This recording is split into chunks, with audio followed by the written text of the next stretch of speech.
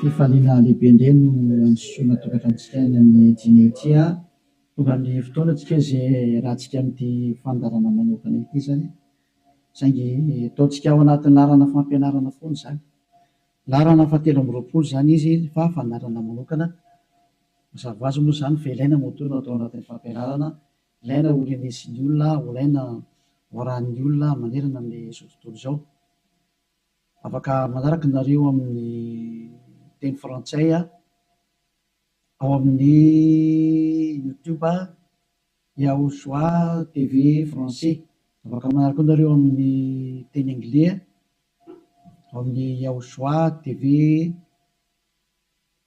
Yava Yaoshua TV zay mihitsy rehefa site anglais zay ny chinois zany dia Yava Yaoshua TV chinois reo moa zany ny langue azorana dia malagasy moa zany ao amin'ny Yaoshua TV malagasy afaka mahita ny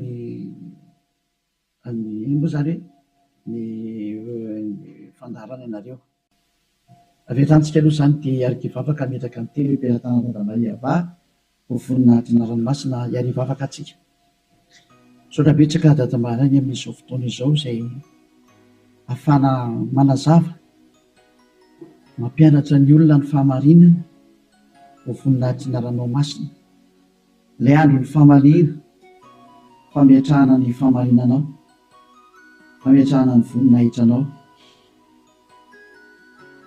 taio izao teny zao dadamala Yayava aroka ho hamarinao mandrakariva ny teny ho voninahitry ny ranomasina isan'andro zany dia apetraka ho ampiaratananao ny teny zay ambarako sy rehetra teny hozaraina amin'ny tsirairy avy ho fahafantarana ny olona ny fahamarinana dia ny fahamarinanao saotra betsaka dadambala Yayava ao amin'ny anaranao Yaoshua naovana an'izany teny rehetra zany amen.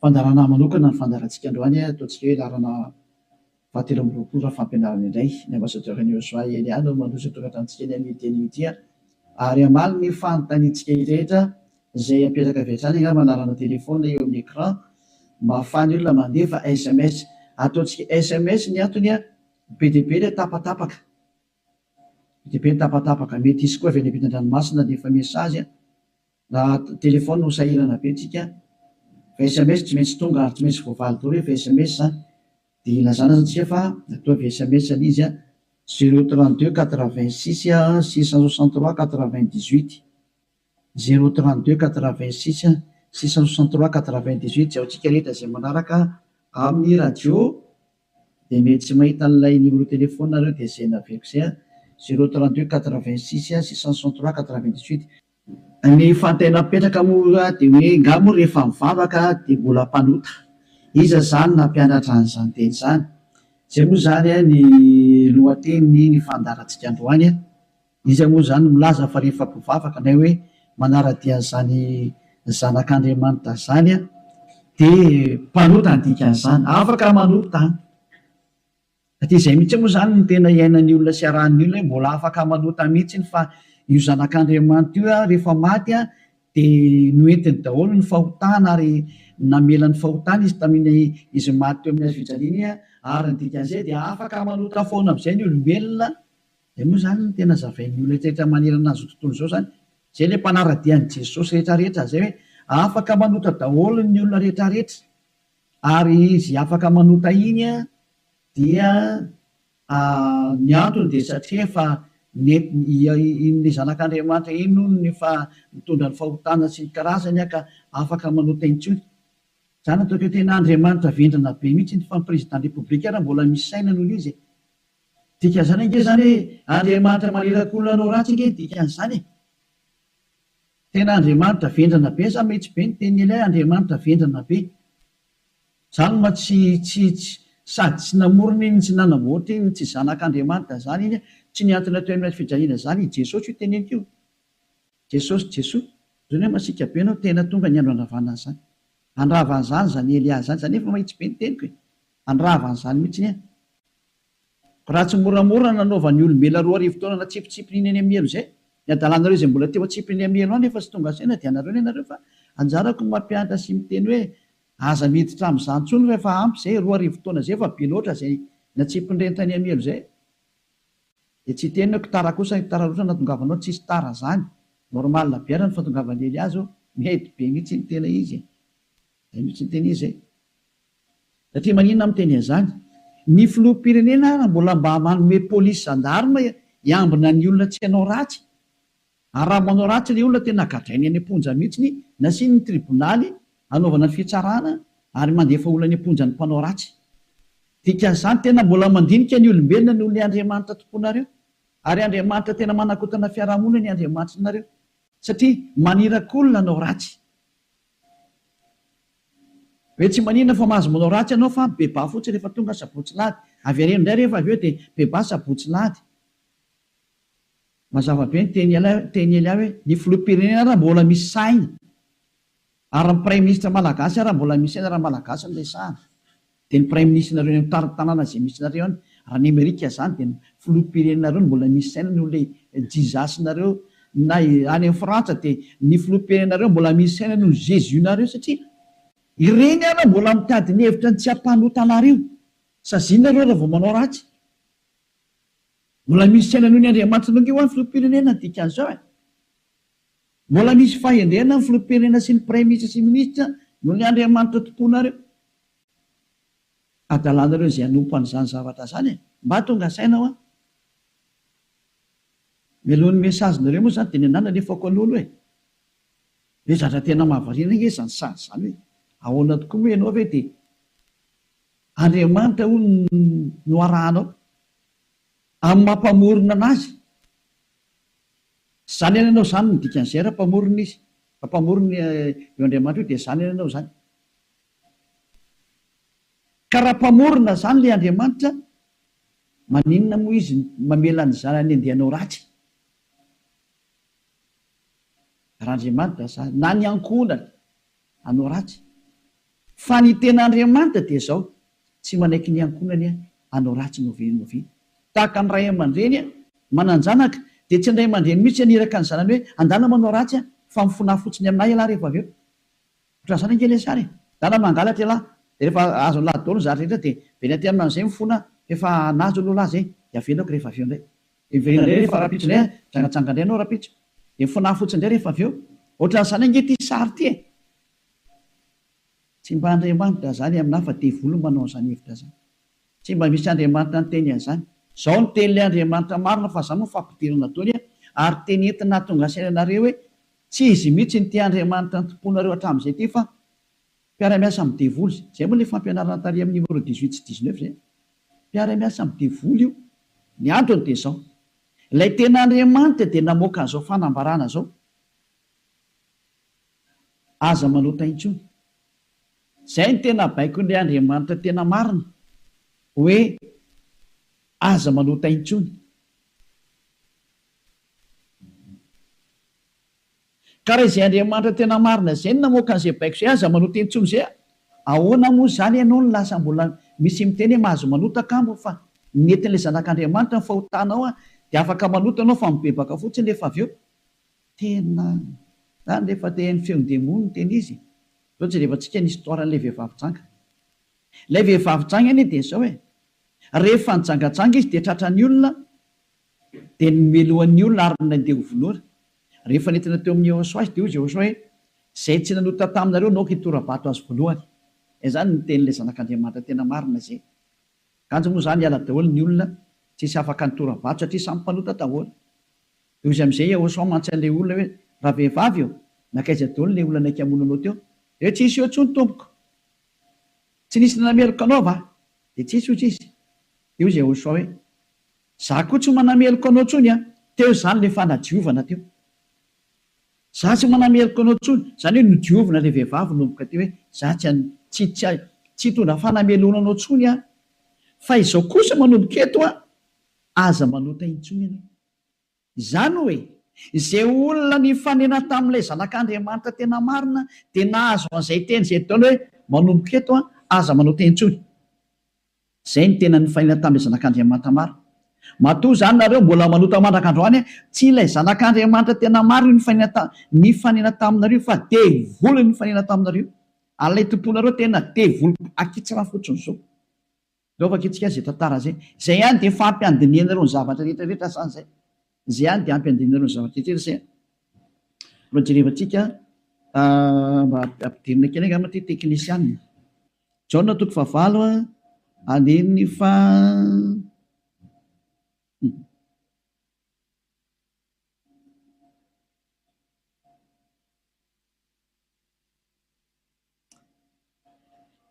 Jaona 9 andininy fa 7 ary raha nandre zany izy dia nivoaka tsiray hatramin'ny zokonjokony ka hatrany amin'ny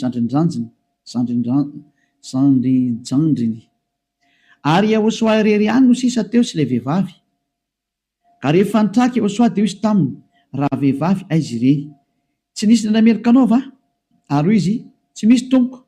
Dia hoy Yahosoa, za koa tsy manamerika anao. Zay le hoe le famindram-pony mandeha voalohany. Dia izy hoe za koa tsy manamerika anao. Ary aoriana le famindram-po amin'izay na le fanadiovana le teny manafaka anao dia misy toy le teny hoe mandehana ary amin'izao sisa izao aza manota intsony. Zay zany no toy ny teny Yahosoa hoe aza manota intsony aorianan'izao zahatra niaonanao tamiko zao, aza manota intsony ianao. Zay ny voalazan'ny teny marina zany zay. Zay le hoe tsy maintsy mandeha le famindram-pony Yahosoa le fanadiovany aorianan'izay aza manota intsony. Aneny Jesosy kosa dia manontany foana. Fa rehefa avy eo mifona indray dia manontany ihany dia mifona. Jerevantsika deo aloha zay melona tongavan'ny SMS nareo amin'ny fanontanianareo hoe ngamo mbola mahazo manota rehefa tafaraka amin'io Andriamanitra marina io.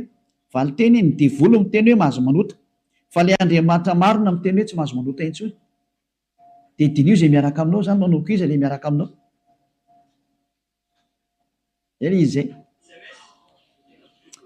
Antsika aloha hitodika indray tsika any amin'ny teny manaraka indray. Indray tsika aloha hijery indray tsika aloha Jaona 5:5. Jaona 5:14. Rehefa afaka izany dia hitany Yahosoa teo an-kianjan'ny tempoly raha lehilahy. Dia hoy izy taminy, ino efa sitrany ianao aza manota intsony fa andraho anjoanao zay ratsy nohony teo. Teny faharoa navoaka ilay tena zanak'Andriamanitra tena marina izay hoe mba tsy anjoanao ny ratsy nohony teo dia aza manota intsony ianao. Zany hoe izay olona ny fanena tamin'io Andriamanitra marina io zany, ilay zanaky ny avo indrindra ilay tena izy dia ny tenenany hoe aza manota intsony fa andraho anjoanao ny ratsy nohony teo. Aza manota intsony fa andraho anjoanao ny ratsy nohony teo. Zao ny voalazana soratra masina ato hoe aza manota intsony fa andraho anjoanao zay ratsy nohony teo. Izany hoe mazava be zany ny tenin'ilay zanak'Andriamanitra fa rehefa tafaraka aminy dia tsy mahazo manao ratsy intsony. Zay zany le tena tafaraka amin'io zanak'Andriamanitra io, tsy manao ratsy intsony. Nao tsika aloha sa teny manaraka indray tsika aloha. Roa zany zay no ahitantsika hoe tena tsy mahazo manao ratsy hoe tafaraka amin'io Andriamanitra io zany. Vakentsika indray ny Jaona voalohany, dao ndraiky tsika mbola hijery teny hoe ahoana marina ny teny io zanak'Andriamanitra io hoe mety ve le manota zany. Andao hidirantsika indray amin'ilay Jaona voalohany 1 ato indray tsika fa ity ny fiafenan'izy menakavy ao amin'ny 9 ato daholo Jesosy no miafina. Ty ny fiafenan'i Jesosy ty. Jesosy tena zahatra tena tsy izy mihitsy. Jesosy Jesoa ity ny afenany. Jaona voalohany 1 mihaino daholo zany Jesosy menakavy amin'ity teny ity. Raha hoy isika tsy manana ota isika dia mamita tena ary ny marina tsy ato anatintsika. Zay zany aloha zany ny teny voalohany zay. Hoe raha tsy manana ota ny ontsika dia mamita tena ary ny marina tsy ao anatintsika. Fa raha miaiky ny fahotantsika isika dia matoky sy marina izy ka mamela ny fahotantsika sy manadio antsika ho afaka amin'ny tsy fahamarina rehetra rehetra. Zay dia toy izao ihany. Raha hoy isika tsy nanota isika dia mampandainga azy ary ny teniny tsy ato anatintsika. Dia io farany io tazomo zareo amin'izay hoe raha hoy isika hoe tsy nanota isika dia mampandainga azy ary ny teniny tsy ao anatintsika. Tazomin'ny Amerikanina io, Frantsay, ny Anglisy, ny Alemaina, Malagasy, ny Afrikanina rehetra zao tontolo zao dia miara-mitazana io teny io ka miteny hoe tsy maintsy manota ony araka ny tenin'ny apôstôly John. Ary raha ohatra ny sanatrehan'izany apôstôly John tokoa nampianatra an'izany, efa any amin'ny elo John amin'izao tsika miteny zao ary mitony kitoza araka ny teninareo. Raha tena izany tokoa ny tiany tenenina tamin'io. Raha i John no nitarika ny olona hanohitra ny tenin'ny Yehosoa, ilay zanak'Andriamanitra tena marina, ka ny teny zany John zany nanohitra ny tenin'ny Yehosoa le hoe aza manota intsony fandrao anjoanao ny ratsy noho teo, ka i John indray no miteny hoe mahazo manota ka mo fa ratsy mpanota dia mampandainga an'Andriamanitra nareo. Dia miteny aminareo fa efa any amin'ny elo John amin'izao tsika miteny zao. Ary mahitsy be ny tenin'ny Eliafa tsy sangina mihitsy izany teny zany. Any amin'ny elo John na hoe eo anaminy.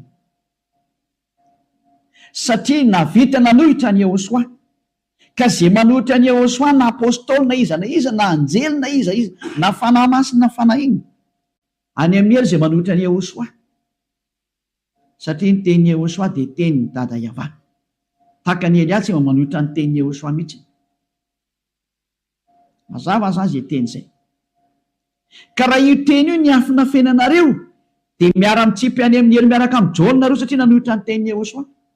Satria ny tenin'ny Yehosoa dia ny teny mihitsy hoe aza manota intsony. Ka raha ohatra ireo milaza fa i John no nampanota anareo miara-mitsipy amin'ny John any amin'ny elo nareo.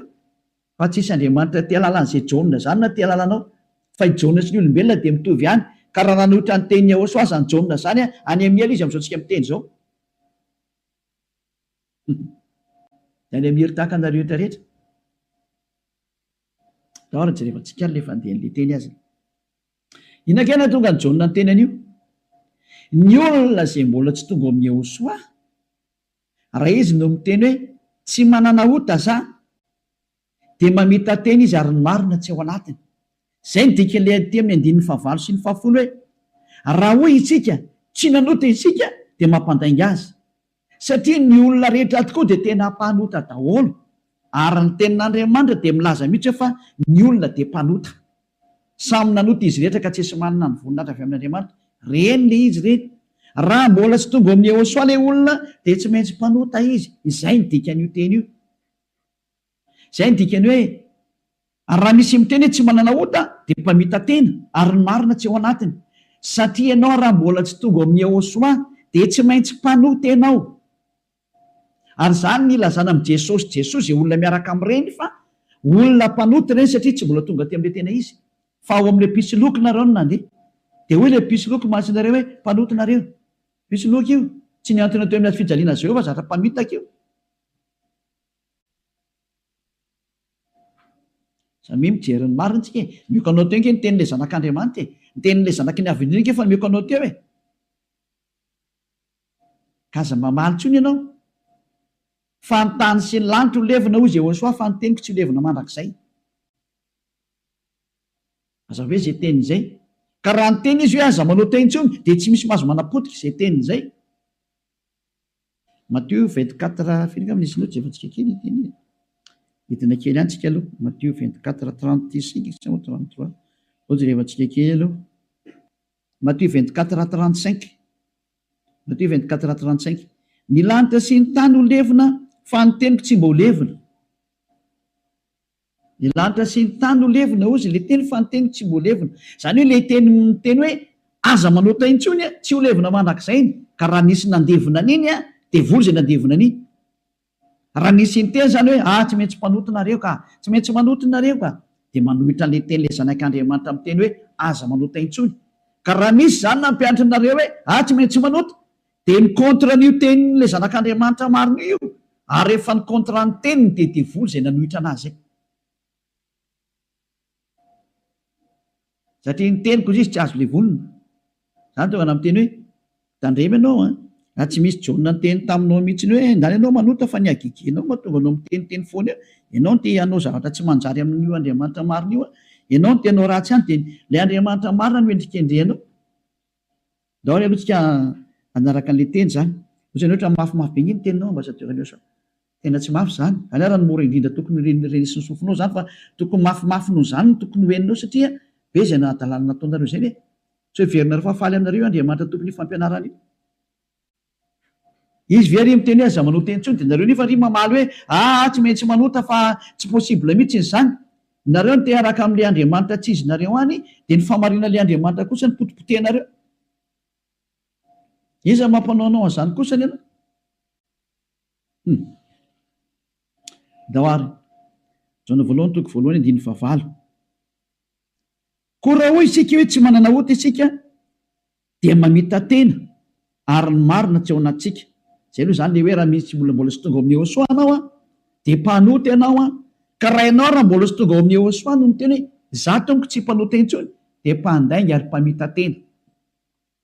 Zay no mahatonga an'izay niaraka tamin'i Jesoa rehetrarehetra na Jesus ny teny daholo nareo hoe mpanota satria tsy mbola tonga atao amin'ilay izy nareo.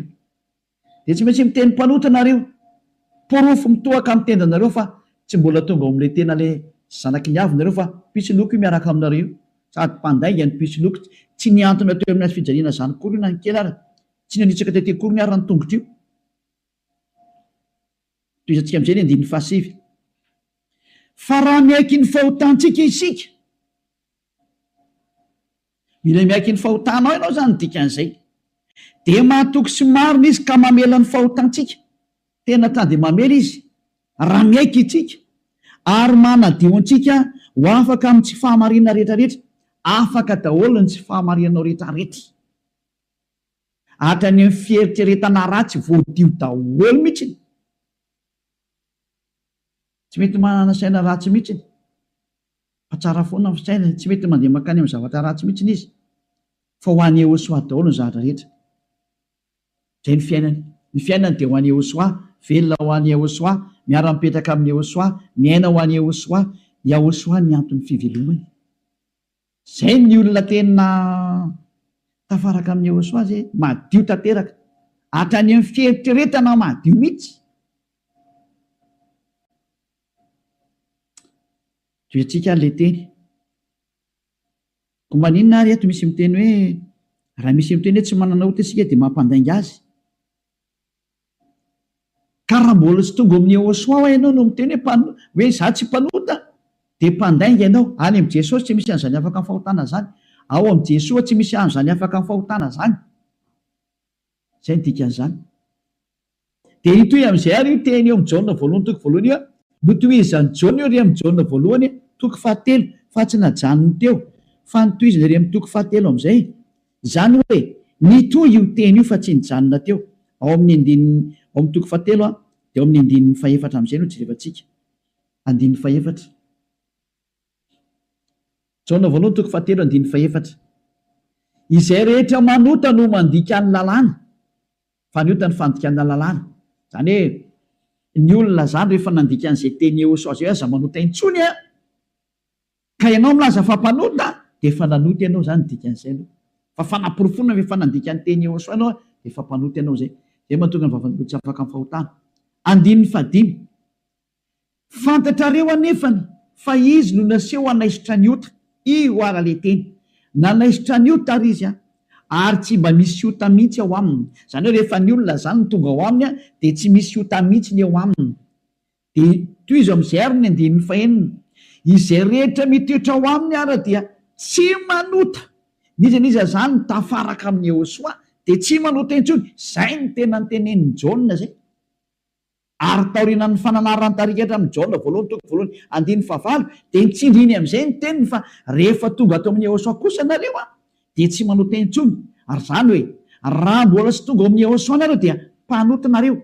Rehefa tonga ato amin'ny Ehosoa kosa nareo tsy mpanota intsony. Zany mampiseho miariary mihitsy fa mpamitaka sy mpandainga iny Jesosy iny. Dia iny Jesosy iny mandainga io. Adalanao zay te hiaraka amin'izany Andriamanitra mampandainga sady mampandainga ny Andriamanitra marina ary misy loko ny asany ary nandefanareo any amin'ny hery. Adalanao raha mbola hiaraka amin'izany ianao safidinao moa inoko. Raha tsy hoe amin'ilay miaramila ny devolotiko ianao dia naika an'izany famononanao zany. Fa raha olombelona normal maheno any ery amin'ny teny tonga saina daholo ary tsisy manaiky fitahana intsony. Adino meko anareo ny fanaporofona. Io iny izy io toy antsika eo amin'ny andininy fahenina. Izay rehetra mitoetra ao aminy dia tsy manota. Nizanizany zany mitoetra ao amin'io Ehosoa io dia tsy manota intsony izy fa izay rehetra manota ozy izy ao nitenin'ny Jaona amizay dia sady tsy nahita anazy ary tsy mahalala anazy. Tsy netan'io zanak'Andriamanitra maro io nareo. Midika zany fa i Jesosy dia tsy zanak'Andriamanitra. Jesoa dia tsy zanak'Andriamanitra marina. Tsy izy io. Pisoloky ary mpamitaka satria nampanota anareo foana hatramin'izay. 2000 taona nareo mipetraka ato anatin'ny fahotana. Tsy afaka anareo zany midika an'izay. Mbola hiteny any venareo fa marina ny lalak'alena. Toizantsika ihany ny teny Jaona satria Jaona ihany nampangainareo dia aleo Jaona koa ny namafy ny teniny. Jaona voalohany ihany 7:9 daoarany. 9:7 moa vakitsika. Aleo 9:9 aloha tenentsika ny tenin'ny apôstôly Jaona. Izay manota dia avy amin'ny devoly satria ny devoly manota hatramin'ny voalohany. Io izy io. Niza zany manota dia avy any amin'ny devoly zay satria efa tonga Jehosoa manala ny fahotana. Zay manota amin'izay io Jehosoa amin'izao dia avy any amin'ny devoly izy. Ianao zany rehefa mpanota dia avy any amin'ny devoly ianao. Mpitondra fivavahana ianao. Milaza ianao zany fa mpanota ny olona. Avy any amin'ny devoly ianao. Andriamanitra tompony olona ianao. Milaza ianao fa mpanota ny olona ary ampirisinao ny ota ny olona. Avy any amin'ny devoly ianao. Zany hoe olona ny rahana devoly akety zany io miaraka aminao io. Mametrereta. Mbola tsy tonga sena miteny mandeha ihany ianao. Asakasakanao aloha fa zay le fandarana androany fanavotany ity. Niendry mahita loza kamery ny adala mandroso kavoa. Lao avaketsika indray ny teniny. 9:7. Ty le nitenenin'ny apôstôly Jaona ihany. Ovaly le Jaona voalohany 9:9 sy ny 10. Hoe ny olona izy Jaona rehefa tonga ato amin'ny Jehosoa tsy mety manota intsony. Ilay tena zanak'Andriamanitra tena marina. Izay rehetra naterak'Andriamanitra no tsy manota. Matonao zany mbola manota dia tsy nateraka io Andriamanitra ianao fa nateraka Jesosy Jesoa. Dia io ianao mpanota io. Mbola tsy nateraka ilay zanak'Andriamanitra tena izy ianao fa niteraka anao dia ilay pisoloky no niteraka anao. Ilay mpamitaka no niteraka anao. Fa ilay Andriamanitra tena marina tena manizingizina mihitsy netrany amin'ny Jaona apôstôly tsy nivadika tamin'ny teny Jehosoa izy. Fa nitazomy ny teny Jehosoa hoe izay rehetra nateraka io Andriamanitra io dia tsy manota satria ny voany mitoetra ao anatiny ka tsy mahay manota izy. Tena nitsindriana fandroany. Tsy mahay manota izy. Fa manina hoy satria nateraka Andriamanitra. Izy zany nateraka io Andriamanitra io dia tsy manota intsony. Fa izay nateraka iny devoly io manota foana ary miteny hoe tsy maintsy manota sy ny karazana. Devoly ny rainy. Soratra masina daholo miteny anio. Tsy misy nidirany Elia mihitsy ny zanona kely fa samy soratra masina jerevantsika. Ary konfirmeny Elia mihitsy ny teny le zanak'Andriamanitra marina. Ilay maty teo amin'ny azy fijaliana hoe aza manota intsony. Zay ny tena teneny ao anatin'ny baibolinareo zany teny zany. Ao anatin'ny baibolinareo zany teny zany fa tsy zany namorona. Andana vakeo fa nomeko tarihan'ny voavonanomboka ny fandarana. Ao anatin'ny baibolinareo le izy. Ary rehefa avy eo dia nitsindrian'ny apôstôly amin'izay zany teny hita zany. Mbola nampiny ao amin'ny Jaona voalohany 5:5. Mbola nampiny teny akaiky indray 9:9. Jaona voalohany 5:18 ty indraingy ny teny manaraka. Jaona voalohany 5:18 mbola nitsindriany Jaona daholo ny teniny. Io zany tsy Jaona akory no makany amelo sanatria zany fa ianareo no makany amelo izay nanendrikendrika ny Jaona. Nanendrikendrika ny apôstôly Jaona salary Saolina, salary Ioananina. Ianareo izay nanendrikendrika anazy mitsipy makany amin'ny elo fa tsy izy satria izy tena niteny mihitsymihitsiny. Ty ndray fa naporofona manaraka. Mbola i Jaona ihany no teny aty. Fantatsika fa izay rehetra nateraka Andriamanitra dia tsy manota. Fa izay nateraka Andriamanitra dia miaro ny tenany ka tsy mikasikazy akory ilay ratsy. Tsy azony devoly kasena mihitsy ny olona miaraka amin'io Andriamanitra marina io. Izay nateraka io Andriamanitra io. Matoa zany ianao mbola mpanota nateraka devoly ianao. Izay miaraka aminao zany mpiara-miasa amin'ny devoly ny dikan'izay. Izay ilay fampianarana numéro 18 sy 19. Hoe mpiara-miasa amin'ny devoly io Jesosy Jesosy nao. Jésus Jesus nao io ry Amerikanina. Ary frantsay ry anglisy avy any aminareo fampianarana io. Nareo no mitondra ny unité nakety atody kely amakany aminareo mihitsy n'izao ny teny. Ao ny teny io. Nampianaranareo dao zao tontolo zao lasa mpanota. Ahoana? Pozinareo ny olona. Zao le Jesosy nareo zao. Vao tsy tonga saina ihany. Vonoanareo dao ny olona teto ambonin'ity tany ity. Matinareo ohatrany amin'ny malagasy rehetra rehetra. Nampidirinareo zava-dozany teto amin'ny tany malagasy. tany amin'ny tanin'ny frantsay, tany amin'ny tanin'ny anglisy, izy tompony ihany moa zany. Andriamanitra tsy izy natsofoko ny tena ampalahelo le sary misy. Velantsika any zany rehetra zany fa ny eny ao mahita lozaka ambeny dala mandrosika voe. Toy antsika amin'izay ny teny ary tia nentiko amaranana anazy dia afaka miditra daholo amin'izay tsika amin'ny mesazy satria efa 37 minutes izay ny resako dia afaka miditra daholo amin'izay nareo. Araka ny bokin'ny esy Hebreo toko 10 andininy 420 ho an'ireo izay milaza fampanota na hoe mifona dia mivavaka dia mifona dia manao ratsy dia mivavaka dia manao ratsy dia mifona moa manao ratsy dia mifona dia manao ratsy dia mifona. Ity ny tenin'Andriamanitra nomena anareo ho an'ilay olona manao an'izany adalana minimanota zany nampianaran'i Jesoa anareo. Jesosy dia jereo zava-doza amina tambo tena fanohitra amin'ny soratra masina mihitsy nge teny izy. Dia hoe tena devolona nampianatra anareo an'ity resaka hoe tsy maintsy manota ity. Nareo tsy afaka dia ilay Andriamanitra marina endrika andrianareo. Ny teny demolony ny tazominareo. Izay koa ny tena point ambony indrindra ato amin'ity fiarahan'Andriamanitra ity satria Andriamanitra io tsy mihaino mpanota. Ka le manafaka anareo amin'ny fahotana mihitsy tsy ekeny hatramin'ny farany mihitsy, tsy eken'ireo devoly ireo.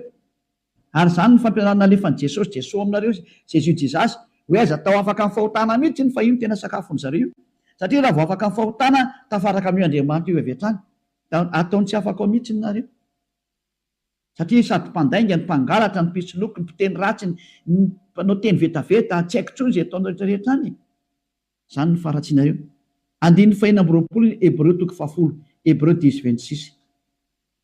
Fa raha minimanota isika rehefa nahazo ny fahalalana tsara ny marina, minimanota. Ny atao hoe minimanota dia mifona androany dia mamerina rapitso. Mifona indray raha afaka pitso, mamerina ny ambadika an'izay. Mifona amin'ny sabotsy, mamerina latsinainy. Mifona amin'ny lahady, mamerina amin'ny zoma. Izany ny atao hoe minimanota raha tsy hainareo. Dia cercle vicieux verina eo foana io. Ianao mihitsy izany voateny izany. Ianao izay mijery tsy mihaino anahy io. Ary le tena tsy te haino, kanefa tsy maintsy mihaino ianao fa hamono anao ty teny teny e. Ity teny ity ny mamono anao sy mamely anao na manavitra anao. Rehefa ranao ny teny marina ny Hosoa ilay zanak'Andriamanitra marina hoe za tsy hanota intsony dia anatona aty amin'ny Eliana fa tena ho avy ianao rehefa makaty. Dia afitra ianao izay. Tsy mamono anao ty teny ity. Fa rehefa tsy lalà kosa ianao ary tsy vakianao aloha dia izao teny henonao izao na ho tapenanao aza ny sofinao na isitrika anaty lavabato ary ianao tsy te hiaina alefanao anatin'ny tany leonao ohatra ny Aotrisy, mamono anao foana ty teny ity. Tsy afaka eo mihitsy ianao ninina ho ataonao. Teny marina ingety e. Ao anatin'ny baibolina ingety e. Daoarany. Raha minimanota isika rehefa nahazo ny fahalalana tsara ny marina dia tsy misy fanatitra ny ota intsony. Tsy misy fanatitra ho anao intsony. Ndray mandeha ihany izany ianao mahazo ny famindram-po io. Dia ny aoriana izay tenin'ny famindram-po izay ohatra nataon'ny Hosoa hoe za tsy manameloko intsony. Na hoe natao batisa tao amin'ny Hosoa dia afaka. Izay ilay tena izy izay. Dia izy amin'izay ilay zanak'Andriamanitra marina hoe tsy misy fanatitra noho ny ota intsony fa fiandrasana mahatahotra. Ao 7:20. Amin'ny fitsarana ho tsaraina ianao izany. Ary fahatezerana mirehitra izay andaniny fahavalo rehetra kosa. Asa nivadika fahavalo ianao. Ny olona minimanota sy mpanota izany dia fahavalon'io Andriamanitra marina io. Ary miomana ianao amin'ny fandorana anao. Ary miomana ny amin'ny fitsarana izay milezana anao. Izay ilay hoe aza mba maty ianao e. Ho hitantsika eo ny toyny. Nefa ny teny izao mbola velona izao dia efa mandeha ny fahamaliana. Tsy misy an'izany miala mora izany intsony izao e. Tadidio izany. Andron'ny fahamaliana izao. Efa tapitra treo ny andron'ny fanginana. Andron'ny fahamaliana izao. Izay rehetra nanao an'io Andriamanitra marina sy nanambany sy nanao ratsy amin'io Andriamanitra marina io izany. Nanao tsinitsinina ny teny sy nanambany ny teniny ela rehetrarehetra. Tsy misy hafamaina izany intsony izao. Nanao tsinitsinina ny teniny sy ny asany rehetrarehetra, aza mamana tena izany hoe miala maina izany. Nanao kasiparana ny teniny. Izy milaza fa afaka amin'ny fahotana izay miaraka aminy. Ianao ry maneritra hoe tsy manino. Tsisy an'izany fa maha-olombelonao mikomprandra anao izy. Taiza nisy Andriamanitra mikomprandra anao. Raha mikomprandra izy tsy nalefa ny safodrano. Raha mikomprandra izy tsy nalefa ny dao karazana retina zao. Raha mikomprandra izy tsy nataony maty ianao. Ary raha mikomprandra izy tsy natsipiny amin'ny heliny olona. Ary raha mikomprandra izy tokony tsy nandevoziny zanak'Israely. Fa nandevoziny hatrany mandrakizao mbola mijaly foana niverinao amin'ny tany izy mbola fahoriana foana. Tsy mikomprandra anao izany io Andriamanitra io fa asory anatin'ny atodoanao izany. tsisy Andriamanitra micomprendre anao zany. Ty any ny fantany aza manota intsony zay ny teneny dia tazoma rehefa teo any aminy. Izy koa nge ny tompony lanitra ny lanitra hoe ka tsy anao ny tsotsotso makany. Efa nyteny izy fa masina ny Andriamanitra reo ary zay raka amiko tsy maintsy masina tahaka. Zay ny dika ilay hoe Matthieu 5:48. Matthieu 5:48 aoko tanteraka ianareo. Zay aleo zay ny amaranantsika azy tanteraka. Matthieu dia afaka miditra amin'izinareo amin'ny mesazinareo mba hafany be sy ny maro tafiditra daholo dia maliko anazy. Matthieu 5:48 koa amin'izany aoko tanteraka ianareo toy ny fahatanterahana ianareo zay any an-danitra. Ianao zany dia efa nomeny Iehosoa baiko hoe rehefa teo any amin'ny lanitra ny lanitra ianao aoka ianao tanteraka atao ny sitraponao atete an-tany tahaka ny any an-danitra any amin'ny lanitra ambony any zany. Manomboka eto ianao zany dia tsy maintsy tanteraka. Dika ny tanteraka ao amin'ny teny anglisy dia hoe perfect. Ary ny teny frantsay hoe parfait. Ianao zany mila parfait, perfect, tanteraka ozy ny tenin'Andriamanitra rehefa teo any amin'io Andriamanitra marina io. Fa ny olona zay tsy parfait tsy mahazo miditra makany zany. Ozy ny hoe ianao zany parfait, parfait mihitsy. Madio zany eritreritranao, voalazanao, madio be mihitsy ny eritreritra ary tena ho any Iehosoa rerery ny zavatra rehetra momba n'izany Elias zany. Nuk hoe vakitsika teny zay hoe madio ohatra ny mieritreritra any amin'ny bokin'ny Hébreu any angambany izy. Reo antsika Hébreu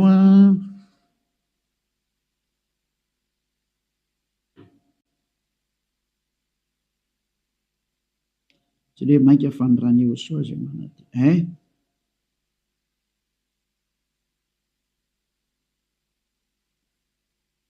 zay mosany manadio ny eritreritra.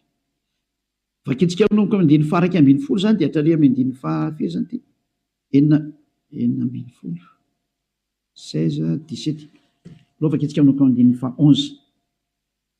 Hébreu 9 dia manomboka amin'ny 2:12. Fa Iehosoa kosa Hébreu 9 manomboka amin'ny 11 ka hatramin'ny 17 eo na 18 angamba vakitsika eo daholo.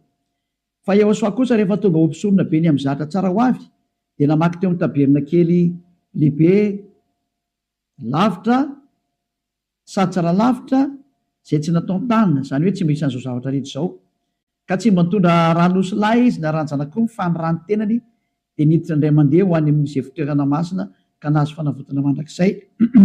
Vadindrindra fa raha ny ranosolahy sy ny ranombolary ny lavelom-batotro mivavy avy afafy amin'izay voaloto no mahamasina hatrany amin'ny fanadiovana ny nofo maika fa ny rany Iehosoa zay nanatitra ny tenany tsy manantsinon'Andriamanitra tamin'ny alan'ny fanahy mandrakizay no adio ny fieritreretanareo ho afaka amin'ny asa maty mba hanimponareo an'Andriamanitra velona. Tsy tomba tany amin'ny 15 tsika fa teo amin'ny 14 dia hitantsika ilay zany io izy io.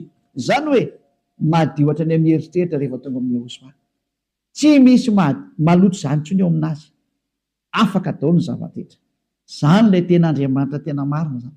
Izay ilay tena niantona teo amin'ny fijaliana, izay ilay tena nandatsaka ny rano, izay ilay tena zanak'Andriamanitra marina indrindra, izay ilay ny teny hoe aza manota intsony ny anarany Iehosoa no anarany. Zao toriany Elias zao. Tsy azo ovaina koa izay anarana izay satria tsy misy anarana hafa nomenany olona mba halanitra zao na famonjena. Ka rehefa Iehosoa ny anarany tsy azo ovana zavatra hafa intsony izay. Ary Iehosoa rery na vita nafaka amin'ny fahotana tsy azonao ovaina zavatra hafa na atao ovaina atao parallela amin'ny zavatra hafa.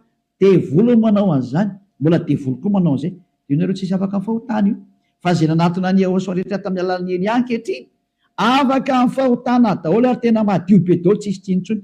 Anjaranao sisa mandray fanapa-kevitra. Za miteny aza miaraka amin'ny Jesosy, Jesosy hoy miala atao. Rehefa te hitsipy any amin'ny elo mipetraha ao. Efa miteny ho any amin'ny elo anao fa tsy solution zany. Ary anao tsy havita minovam-palitao fotsiny eo ary Jesosy. Tsy misy Jesosy afaka minovam-palitao zany fa 2 taona nge ianao namono olona zay. Aiza tsoy ianao ny vita madika tampoka fotsiny hoe tsika kosa fa tsy manota. Tsy afaka manao an'izany nareo satria maninona? Lay devoly lehibe nareo mihitsy ny eny mihinan-kanina amin'ny fahotana io ka ao namono nareo navelany ho afaka amin'ny fahotana. Tsy afaka ho zany mihitsy nareo zay miaraka amin'ny Jesosy, moa Jesosy koa tsy afaka amin'izany.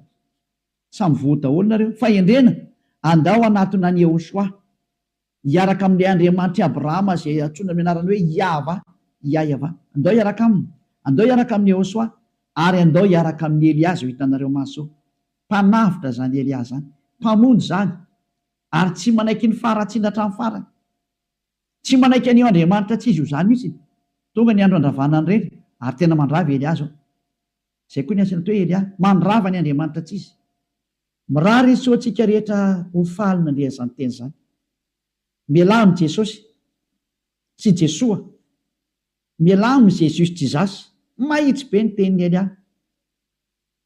Rehefa te ho ripaka nareo dia mipetraha ao. Safidy io sisa. Ary rehefa te hitsipy eny amin'ny elo nareo dia mipetraha ao. Rehefa niteny taminareo ampiara-dia amin'ny devoly io. Iraky Satana io hanipy olona ny amin'ny elo. Azay ny mission io. Tsy niantona teo amin'ny fijaliana zany io fa lainga. Lainga zany. Tsy nandatsaka ny rano zany iny, lainga zany. Tsisy nataony iny zany teo. Fa mpamono iny ary tena pisoloky direct fotsiny zao izy. Ny rahan'ny Satana izy amitaka anao mba ino zavatra tsy izy, ary anamboatraboatra lalana hoe Andriamanitra mpamindra fo ka mazo manao ny adalàna ianao fa mpamindra fonga io. Nefa hitanao tsara ny teny teo fa tsy mahazo miditra ny amin'ny lantilanta zany mpanota zany. Fa vitan'i Jesosy, Jesosy ny teny taminao hoe izy mamindra fo fa Andriamanitra fitiavana io be famindram-ponga io Ary raha ny teny dada Eva za mamindra fo amin'izay tiako amindrana fo ho an'izay ty azy zany. Fa ny exploité ny devoly zay teny zay hoe izy no mamindra fo ka ataovy ny adalàna. Jereo amin'izany ny fanaovana famotany olombelona, izy no mpamindra fo fa manaova adalàna ianao. Dia mitsipaka ny teny dada Eva hatramin'ny farany mihitsy nge. Ka niendra mahita loza ka miheny hitanao zao ny loza ny teneniko anao, mialamy Jesosy, mialamy Jesoa. Hitanao tsara izy zay, mazava be ny fanazavana teto, afaka nandefa mesazy zao tontolo zao. Samy mieritreritra zay tonga saina manapa-hevitra manarà ny Elia amin'izay, manatona ny Elia amin'izay. Tonga ny andro hiantsoana farany ana rehetra rehetra. Tena tsy diky mihitsy hoe hiantsoana farany ana rehetra rehetra. Dia mbola mihitsy ny fotoana miazaka zala reo. Tonga ny fanapoteny Andriamanitra tsy izy, tonga ny famerenana ny voninahitra ny dadanay Yahya. Tonga ny famerenana ny voninahitra inaran'ny Yehosoa, ilay zokinay malalanay, ilay maty teo amin'ny fijaliana noho ny aminareo olombelona mba hamonjy anareo. Tonga ny famerenana nyzany rehetrarehetra zany ankehitriny. Elia nanao anazy. Zany mahatonga ny Elia miantsoantso anareo hoe dieny mbola tsy mipokany aminao ny atezerany avo indrindra, maiza manapa-kevitra teny zao. Fa tsy maintsy ho tanteraka amin'ity taninareo ty teny ty hoe ho atao miavaka ny manompo an'Andriamanitra marina, Yahya zay dia Yehosoa, sy ny tsy manompo azy. Tsy maintsy ho aseho zay, tsy maintsy iseho zay. Voninahitra ho an-dadamala Yahya, saotra betsaka azy tsika amin'izay teny mena zay, ary ny fandriny Elia dia tonga saina daholo rehetra rehetra hitodika ho any amin'ilay mpamorona anareo, ilay tianareo, Yehosoa no anarany. Ariva afakitsika. Saotra betsaka dadamala Yahya. Taio zany teny zany. Fa tena tena hitondra soso fahasoavana amin'izay rehetra miaina, ary fahatsarana ho an'izay rehetra mandry. Fanavotana ny olona ny anton'izao fampianarana izao, ary fiantsoana ny olona hitodika sy hiverina ho any aminao. Valio antso ny tsirairay avy, valio teny ny tsirairay avy dadamala Yahya. Mamalia vavaka ianao, voninahitra anao mandrakizay. Arovy ny teny izay nomeko satria avy any aminao ry. Arovy ny teny izay rehetra nambarako satria nomenao reny ho hanavotana ny olona hiverenao any aminao. Sokafy hatrany ny varavarana maidirana izay mbola afaka miditra dada malalo Yahya. Vonjeo izay rehetra fatady ho faty, mba ho tonga soa aminao Yehosoa. Voninahitra anao mandrakizay. Amin'ny anaranao Yehosoa anaovana ny vavaka sy ny teny rehetra. Halleluia. Amen. Dia miraso tsika samy teny Yehosoa ho amin'ny fitohizan'ny fiarantsika manaraka indray. Vedao matomboka.